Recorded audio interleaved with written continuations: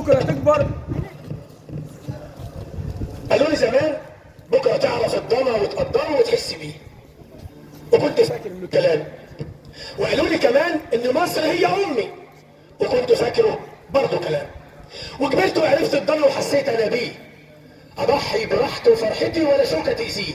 روحه من روحي ونبضه من نبضي، روحه من روحي ونبضه من نبضي، وعيشه في القلب وعمري افديه. انا لولادي وطن، انا لولادي امان، انا لولادي وطن، انا لولادي امان. ارسل اللي خدته بامانه وبنقله بسلام. ولما كبرت عرفت كمان ان مصر هي امي ومش كلام. ولما كبرت عرفت كمان ان مصر فعلا ام ومش كلام. لو تموت الام هنعيش، مش هنموت وراها اكيد، لكن الموت الحجم اكيد ان بلدنا ما تبقاش لينا، ان وطننا يكون للغير، ويبقى زمام الامر في ايده واحنا نقول لبيك يا سيدنا. هنا هيكون الموت اجباري، واسالوا كل شعوب العالم والباقي من ارض فلسطين. اسالوا كل شعوب العالم والباقي من اهل فلسطين. ارفع راسك قول انا مصري اوعى تخون، ارفع راسك قول انا مصري اوعى تخون.